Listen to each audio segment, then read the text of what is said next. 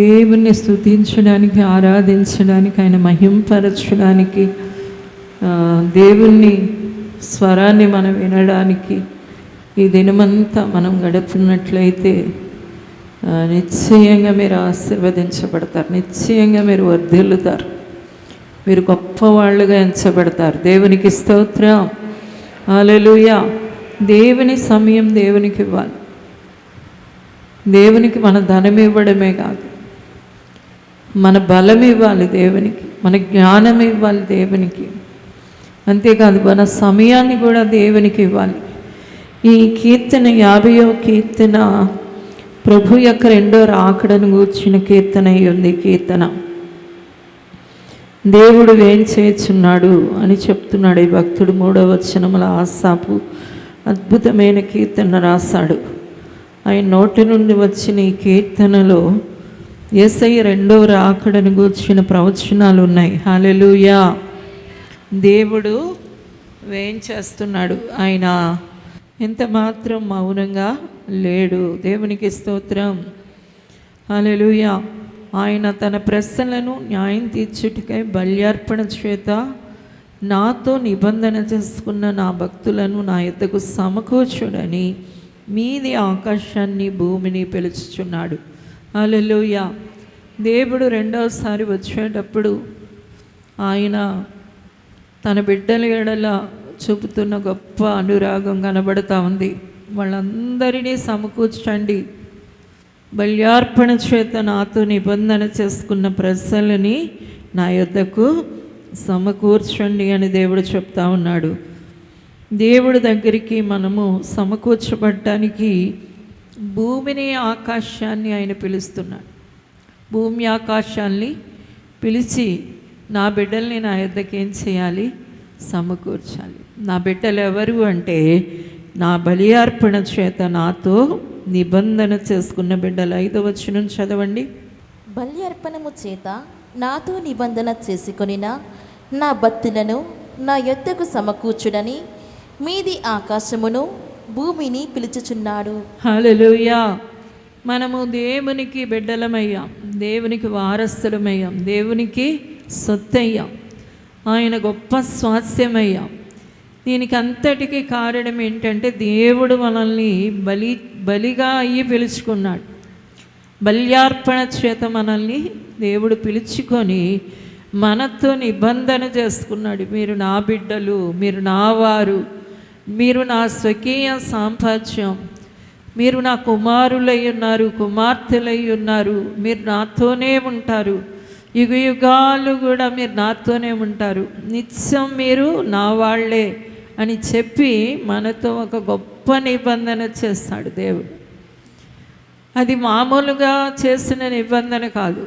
తను తాను బలైపోయి, తను తాను పూర్తిగా నలగగొట్టుకొని, విరగగొట్టుకొని, శరీరం అంతా ఆయన గాయపరచబడి భయంకరమైన బాధని, భయంకరమైన వేదనని, దుఃఖాన్ని, బాధని భరిస్తూ, శ్రమను అనుభవిస్తూ, హింసించబడుతూ దేవుడు మన కొరకు బలి అర్పించాడు. దేవునికి స్తోత్రం. అలాగ బలి అర్పించిన దేవుడు మనల్ని ఏం చేస్తాడు అంటే నిబంధన చేసుకోవడానికి మనల్ని పిలుచుకున్నాడు, మనల్ని ఎన్నుకున్నాడు, మనల్ని ఏర్పాటు చేసుకున్నాడు. అలా ఏర్పాటు చేసుకున్న ఆయన బిడ్డలైన మన కొరకు యేసు ప్రభు రెండవసారి తిరిగి రాబోతున్నాడు. దేవునికి స్తోత్రం. అలా వచ్చే సమయంలో ఆయన ఎవరికి ఆజ్ఞాపిస్తున్నాడు అంటే నా బిడ్డల్ని నా దగ్గరికి సమకూర్చండి, నా పిల్లలు నా దగ్గర ఉండాలి అని పైన ఆకాశానికి కింద భూమికి కూడా ఆయన ఏం చేస్తున్నాడట? ఆజ్ఞిస్తున్నాడట. అందుకనే యేసుక్రీస్తు ప్రభు వారి మధ్యాకాశానికి వచ్చినప్పుడు భూమి ఆకర్షణ శక్తి ఏ వ్యక్తిని కూడా ఆపలేదు. అది కిందకి లాగడానికి ఇక దానికి అవకాశమే లేదు. ఎందుకంటే దేవుని దగ్గరికి వెళ్ళడానికి అది అనుమతిస్తుంది. దేవునికి స్తోత్రం, హల్లెలూయా.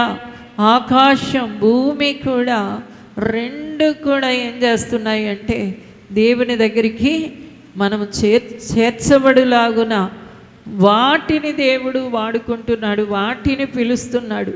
అవి సమకూరుస్తున్నాయట. తన బిడ్డల్ని ఏం చేస్తూ ఉన్నాయి చెప్పండి? సమకూర్చుకుంటున్నాయి. అయితే ఈ కీర్తనలో మిగిలిన భాగాన్ని మనం చూస్తే దేవుని దగ్గరికి వచ్చి కూడా దేవుని చిత్తంలో నడవని వారి కోసం కొన్ని మాటల్ని ఇక్కడ చెప్తున్నాడు. చూడండి 50:16. భక్తిహీనులతో దేవుడు ఇట్లు సెలవిచ్చుచున్నాడు, నా కట్టడలు వివరించుటకు నీకేమి పని? నా నిబంధన నీ నోట వంచెదవేమి? దిద్దుబాటు నీకు అసహ్యము కదా. నీవు నా మాటలను నీ వెనుకకు త్రోసివేసెదవు. హల్లెలూయా. ప్రభు తన రాకడ సమయంలో ఆయన వచ్చేటప్పుడు తన బిడ్డలు సమకూర్చబడే సమయంలో కొందరి దుస్థితిని గురించి దేవుడు ఇక్కడ పౌరుషంగా కఠినంగా మాట్లాడుతూ ఉన్నాడు. అదేంటి అంటే, నువ్వు నా నిబంధన నువ్వు వచ్చిస్తావేంటి, నా కట్టడం నువ్వు వివరిస్తావేంటి అంటున్నాడు. అంటే నీవు నా నిబంధన మీరావు, నా కట్టడని మీరావు అని కొంతమంది గురించి వాపోతున్నాడు. దేవుడు రక్తం చేత కడగబడి శుద్ధీకరించబడి కూడా నువ్వు పాపంలో ఉన్నావు, నువ్వు తప్పులో ఉన్నావు, నువ్వు అపరాధంలో ఉన్నావు, చీకటిలో జీవిస్తున్నావు, లోకంలో బ్రతుకుతున్నావు. ఎప్పుడు చూసినా నీకు లోకాశలు తప్ప నా గురించిన ధ్యాస లేదు అని భక్తిహీనులతో దేవుడు మాట్లాడుతున్నాడు. భక్తిహీనులతో దేవుడు మాట్లాడుతూ, నీవు ఎందుకు ఇది నేను దేవుని బిడ్డని, నేను దేవునికి చెందినవాడని నువ్వు చెప్పడం ఏంటి? నువ్వు భక్తిహీనంగా నడుచుకుంటున్నావు, నువ్వు దాని భక్తి చెయ్యు, నువ్వు నా భక్తిలో ఉండవు, నువ్వు నా దగ్గరికి రావు, నువ్వెందుకు చెప్తున్నావు అంటున్నాడు. తరువాత చూడండి, దిద్దుబాటు నీకు అసహ్యం కదా, నీవు నా మాటలు వెనుకకు త్రోసివేసదవు కదా అంటున్నాడు. దిద్దుబాటు ఎలా ఉందట? అలాంటి వారికి అసహ్యంగా ఉందట. దేవుని బిడ్డలారా, దేవుడు నమ్ముకున్న తరువాత, ఆయన నిబంధన చేసుకున్న తరువాత, ఆయన రక్తం చేత కడగబడిన తరువాత కూడా మరలా పాపానికి ఎగబడడం, తరువాత ఎవరైనా చెప్పినప్పుడు ఆ దిద్దుబాటుని అసహించుకోవడం, వాళ్ళ మీదే తిరుగుబాటు చేయడం, వాళ్ళకి వ్యతిరేకంగా మాట్లాడడం, అలాగా ఎవరైతే గద్దిస్తున్నారో, బుద్ధి చెబుతున్నారో, సరిచేస్తున్నారో, క్రమపరుస్తున్నారో వాళ్ళ మీద కోపాన్ని పగని పెంచుకోవడం, అసూయ కలిగి ఉండడం, ఇవన్నీ కూడా దేవుడు వ్యతిరేకించే భక్తిహీనులతో దేవుడు ఈ మాట సెలవిస్తున్నాడు. అంటే ఈ దేవుని దగ్గరికి వచ్చి కూడా భక్తిహీనంగా ప్రవర్తించే వారితో దేవుడు ఈ మాట చెప్పవలసి వస్తుంది. చూడండి 18వ వచనం చూసినప్పుడు, దొంగను చూసినప్పుడు వానితో ఏకీభవించదవు, వ్యభిచారులతో నీవు సాంగత్యం చేయదువు, కీడు చేయడానికే నీ నోరు తెలుస్తున్నావు, నీ నాలుక కపటం కల్పిస్తుంది.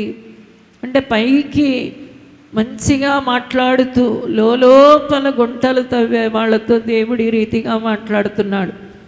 ఎదురుగుండా చక్కగా మాట్లాడడం, వెనకాల చాటుమాటున వాళ్ళని గురించి భయంకరమైన మాటలు పలకడం, దొంగలతో ఏకీభవించి దొంగలించడం, వ్యభిచారులతో కలిసి వ్యభిచరించడం, కీడు చేయవలనని నోరు తెరవడం, ఇతరులకు కీడు జరగాలని నోరు తెరవడం, ఇవన్నీ కూడా ఏం చేస్తున్నాడంటే దేవుడు తాను వచ్చేటప్పుడు గద్దింపు, బుద్ధి తెచ్చుకోవలసిన విషయాల గురించి, సరిచేసుకోవలసిన విషయాలను గురించి ప్రభు తన బిడ్డలతో మాట్లాడుతున్నాడు.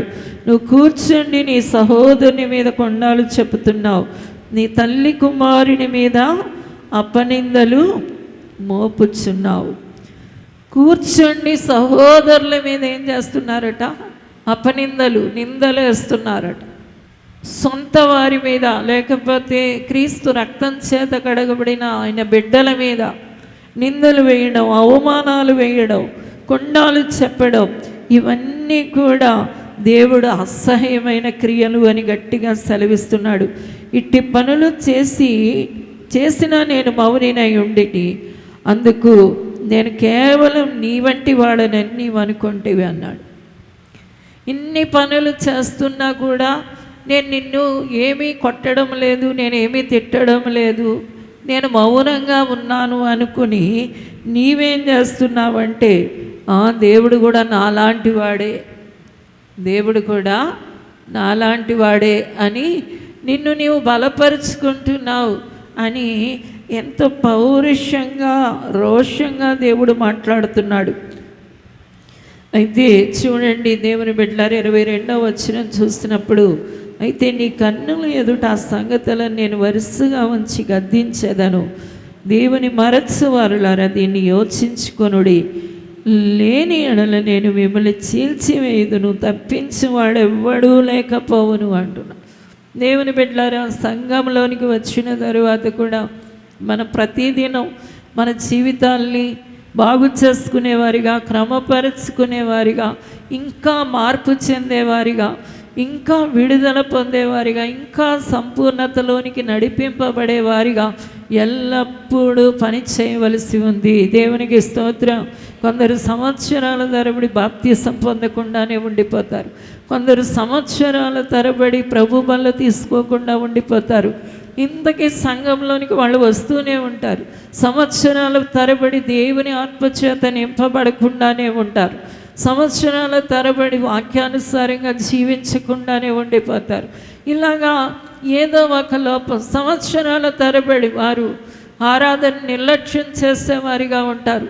ఒకసారి వస్తే ఒకసారి రాకపోవడం, ఒకసారి ఉంటే ఒకసారి లేకపోవడం, ఇలాంటి అంటే వారు ఏం చేయడం లేదు అంటే రోజు రోజుకి వారు నూతనపరచబడి రూపాంతరం పొందడం లేదు. దేవునికి స్తోత్రం. మనం నిన్నటి వారిగా ఉండకూడదు. ఈరోజు మనం ఒక పరిపక్వతను చూడాలి. ఇంకా నేను క్రమపరచబడాలి, ఇంకా నేను సరిచేయబడాలి, ఇంకా నేను బాగు చేయబడాలి. ఇది ప్రతి విశ్వాసి కలిగి ఉండవలసిన లక్షణమై ఉంది. దేవునికి స్తోత్రం. చాలామందికి రెండు కార్యాలు ఉంటాయి. అంటే ఇక్కడ సంఘానికి వస్తూ ఉంటారు, ఇంకో సంఘానికి వెళతారు. కాపరి ఒక్కళ్ళే ఉండాలి. నువ్వు ఎన్ని మీటింగ్స్ కన్నా వెళ్ళు, ఎన్ని యూట్యూబ్లో వాక్యాలన్నా విను, ఎన్ని ప్రసంగాలన్నా నువ్వు విను, కానీ ఒకే సేవకుడు ఉండాలి. ప్రతి వారికి ఎవరు ఉండాలి చెప్పండి? ఒక్క సేవకుడు తండ్రిగా, ఆత్మీయ తండ్రిగా, ఆత్మీయ తల్లిగా ఉండాలి. దేవునికి స్తోత్రం. హల్లెలూయా. కొంతమంది అక్కడేం జరుగుతుందో అది చూద్దాం, ఇక్కడేం జరుగుతుందో ఇది చూద్దాం, అక్కడికి వెళదాం, ఇక్కడికి వెళదాం. ఒక సంఘానికి కట్టుబడి ఉండాలి. దేవునికి స్తోత్రం. హల్లెలూయా. ఆ సంఘములో నువ్వు రోజు నూతనపరచబడుతూ ఉండాలి, రూపాంతరపరచబడుతూ ఉండాలి, ఇంకా సరిచేయబడుతూ బాగు చేయబడుతూ ఉండాలి. ప్రభు రాకడ కొరకు సిద్ధపడడానికైనా ఒక సంకల్పాన్ని, ఒక దృక్పథాన్ని, ఒక ఆలోచనను కలిగి ఉండాలి. అందుకని ఈ కీర్తనలో నేను వస్తున్నాను అని చెప్పిన దేవుడు, నా బిడ్డలందరినీ నా కోసం సమకూర్చండి అని ప్రేమతో పలుకుతున్న దేవుడే ఒక గద్దింపు వాక్యాన్ని ఇస్తున్నాడు. అది ఏంటి అంటే, నీవు సరి చేసుకో. దేవునికి స్తోత్రం. నిన్ను నీవు క్రమపరుచుకో, నిన్ను నీవు బాగు చేసుకో. నీవు అప్పటిలాగే ఉండద్దు. నేను తప్పు చేయడం లేదు అనద్దు. ఇతరులు తప్పు చేస్తున్నప్పుడు గద్దించు. దేవునికి స్తోత్రం. అందుకనే అంటున్నాడు, దొంగతో నువ్వు ఏకీభవించకు, వ్యభిచారితో నువ్వు సాంగత్యం చేయకు. అంటే నీవు అలాంటి పనుల్ని విషయంలో ఇతరులు కూడా తప్పులు ఉన్నప్పుడు గద్దించాలి, సరిచేయాలి అంటున్నాడు. ఇలాగా దేవుడు తన బిడ్డల్ని సరిచేసుకోవడానికి ఆయన రాకడకి ముందుగా తెలియచేసే మాటలు. దేవునికి స్తోత్రం. హల్లెలూయా. అందుకనే ప్రకటన గ్రంథంలో కూడా దేవుడు ఇదే మాట అంటున్నాడు, పరిశుద్ధుడు ఇంకా పరిశుద్ధంగా ఉండాలి, నీతిమంతుడు ఇంకా నీతిమంతుడుగా, ఇంకా ఎక్కువగా నీతి, ఇంకా ఎక్కువగా పరిశుద్ధతలోకి వెళ్ళడానికి మిమ్మల్ని మీరు సిద్ధపరచుకోండి, ఎందుకంటే నేను త్వరగా వస్తున్నాను అంటున్నాడు. దేవునికి స్తోత్రం. హల్లెలూయా, హల్లెలూయా. అందుకనే దేవుడు మొట్టమొదటిగా సంఘాలకి వర్తమానం పంపాడు. ఆయన ప్రకటన గ్రంథం 2వ అధ్యాయం నుండి సంఘాలకి ఎఫెసు, స్మర్ణ, పెర్గము, తుయతైర, సార్దీసు, లవోదికియా ఈ సంఘాలన్నిటికీ కూడా దేవుడు వర్తమానాలు పంపినప్పుడు ఆయన ఒక మాట చెప్తా ఉన్నాడు, మీరు ఇంకా విడిచిపెట్టండి, ఇంకా మీరు మారవలసినవి మారండి అని తెలియజేస్తున్నాడు. దేవునికి స్తోత్రం. హల్లెలూయా, హల్లెలూయా. ఇంకా భక్తులుగా, ఇంకా దేవునిలో కట్టబడే వారిగా ఉండడానికి ఎల్లప్పుడూ ఆసక్తి గలవారిగా ఉండాలి. అంచె దినాల్లో మనుషులలో మనకి ఏది కనబడదు అంటే ఆసక్తి విషయంలో మందంగా ఉంటారట. ఆసక్తి విషయంలో ఎలా ఉంటారు? ఉపవాస ప్రార్థన రేపు చేద్దాములే, ప్రార్థన రేపు చేద్దాములే, వాక్యం రేపు చదువుదాములే, ఎల్లుండ చేద్దాములే అని ఇక వాళ్ళని వాళ్ళు సరిపెట్టుకుంటూ మందంగా రోజుకి మందంగా అయిపోయే వాళ్ళని గురించి దేవుడు మాట్లాడుతున్నాడు. ఆసక్తి విషయంలో నువ్వు ఇంకా తీవ్రంగా ఉండాలి. దేవునికి స్తోత్రం. హల్లెలూయా. ఇంకా తీవ్రంగా ఉండాలి, ఎందుకంటే నేను త్వరగా వస్తున్నాను. హల్లెలూయా, హల్లెలూయా. త్వరగా వస్తున్నాను నేను త్వరగా వస్తున్నాను కాబట్టి నువ్వు సిద్ధపడే విషయంలో ఎలా ఉండాలి అంటే నిన్ను నీవు సరి చేసుకుంటూ, నిన్ను నీవు బాగు చేసుకుంటూ, నిన్ను నీవు కడుగుకుంటూ, నిన్ను నీవు శుద్ధి చేసుకుంటూ ఉండాలని దేవుడు సెలవిస్తున్నాడు. అందుకని ఇశ్రాయేలీయులకి ప్రత్యక్ష గుడారం అనే ఒక ప్రత్యేకమైన గుడారములో దేవుడు మందసాన్ని పెట్టమన్నాడు. దాన్ని 3 భాగాలుగా చేయమన్నాడు. మొదటిది ఆవరణ, రెండోది పరిశుద్ధ స్థలం, మూడోది అతి పరిశుద్ధ స్థలం అని 3 భాగాలుగా దేవుడు చేయమన్నాడు. అతి పరిశుద్ధ స్థలంలో దేవుని మందస్సం ఉంటుంది, అక్కడికి యాజకులు మాత్రమే వెళతారు. ఈ ఆవరణలో పరిశుద్ధ స్థలములో దేవుని బిడ్డలైన వారు వెళ్ళొచ్చు.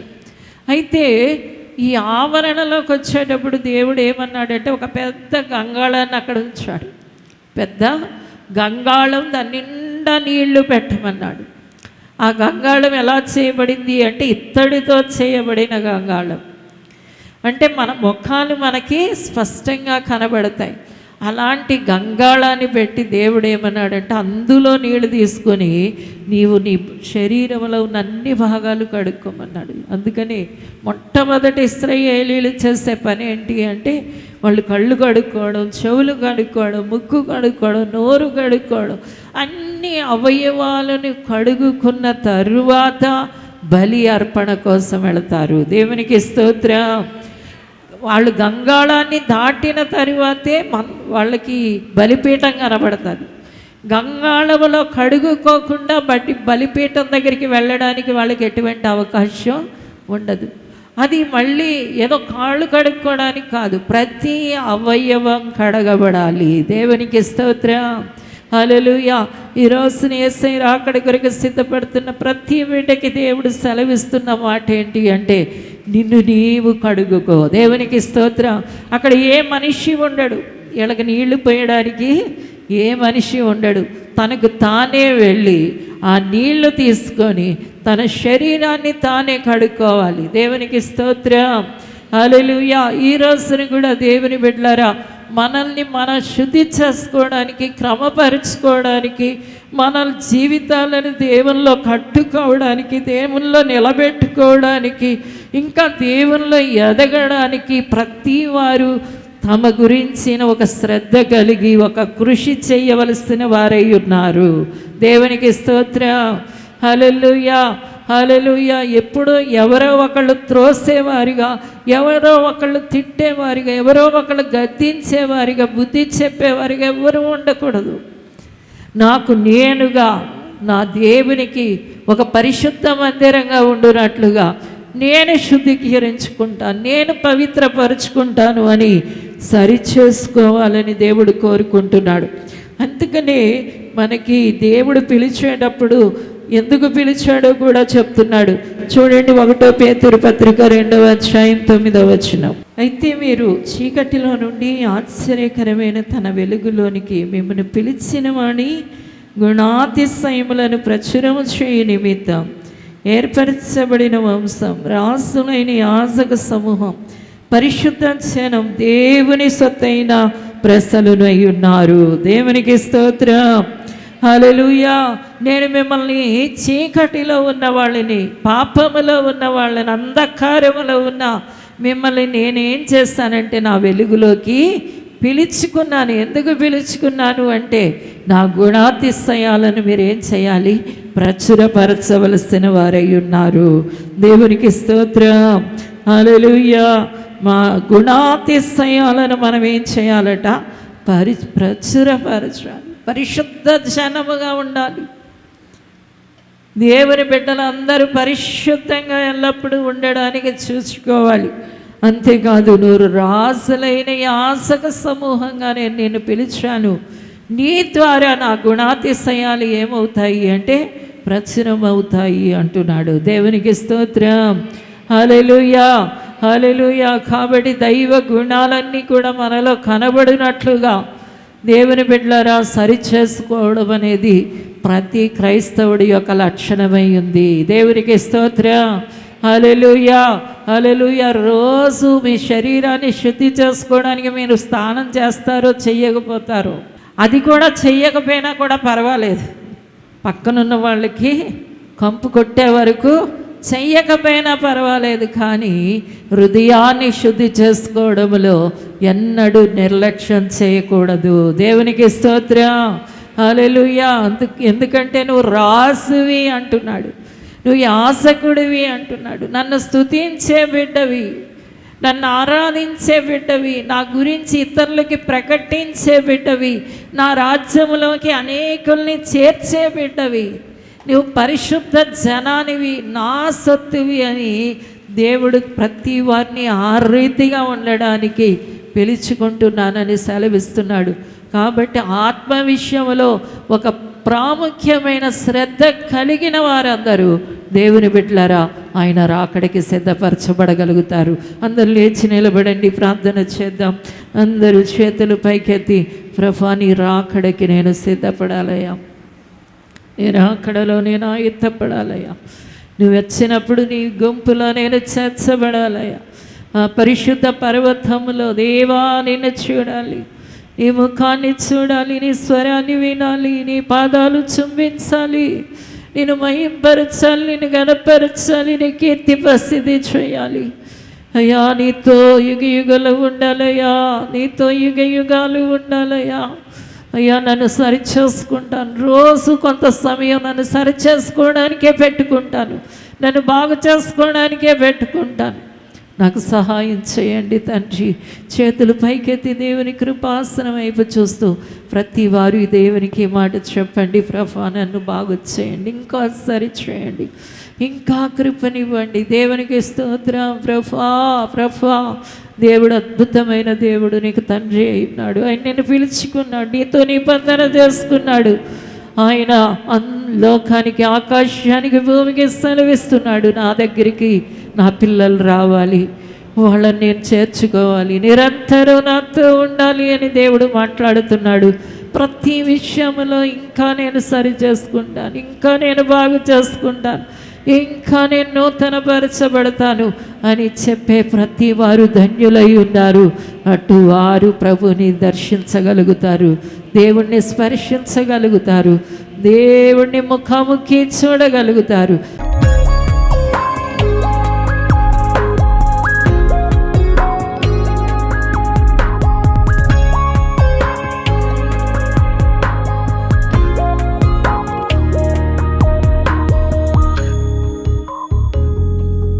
పరిశుద్ధమైన తండ్రి నీకు వందనాలు అయ్యా. నీ బిడ్డలు యేసునామములో దీవించబడుదురుగాక.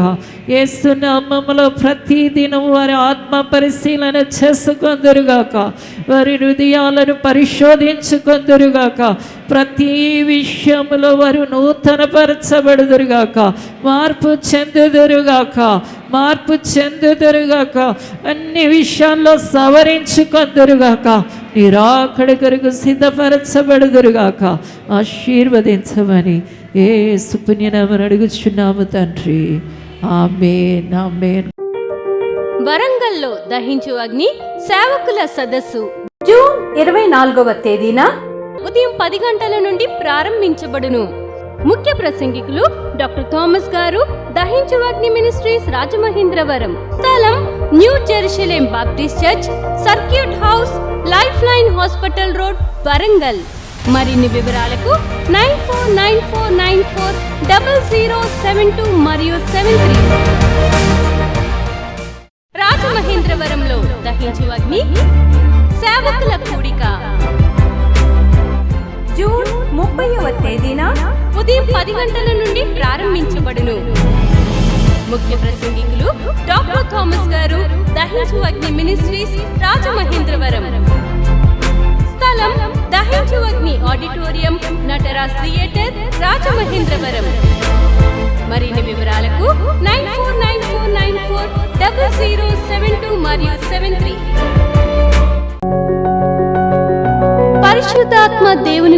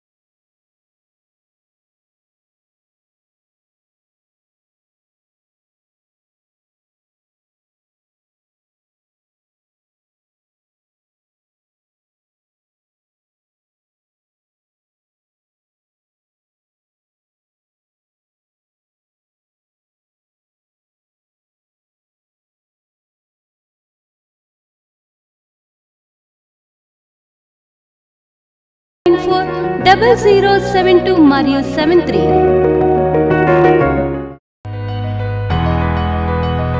సికింద్రాబాద్ లో దహించు అగ్ని అద్భుత అసాధారణ కూడిక ప్రతి శనివారం సాయంత్రం 5 గంటల నుండి ప్రారంభించబడును. స్థలం SPG church ground, alpha hotel వెనుక, సికింద్రాబాద్. మరిన్ని వివరాలకు 9494940074 మరియు 75. రాజమహేంద్రవరంలో దహించు అగ్ని అభిషేక ఆదివారపు ఆరాధన ఇప్పుడు ప్రతి ఆదివారం ఉదయం 9:30 నుండి ప్రారంభించబడును. తప్పక పాలు పొందండి, దైవిక ఆశీర్వాదం పొందండి. స్థలం దహించు అగ్ని ఆడిటోరియం, నటరాజ్ థియేటర్, రాజమహేంద్రవరం. మీ ప్రార్థన అవసరతలకు 9494940072 మరియు 73. ఈ టీవీ కార్యక్రమాన్ని చూసి ఆశీర్వదించబడినట్లయితే దహించు అగ్ని టీవీ పరిచర్యకు మరియు బ్లెస్సింగ్ ల్యాండ్ కు సహకరించండి. Dahinchu Agni trust current account number 357222444370, State Bank of India main branch, Rajamahendravaram. My address doctor Thomas, Dahinchu Agni ministries, తుమ్మలోవా, Rajamahendravaram.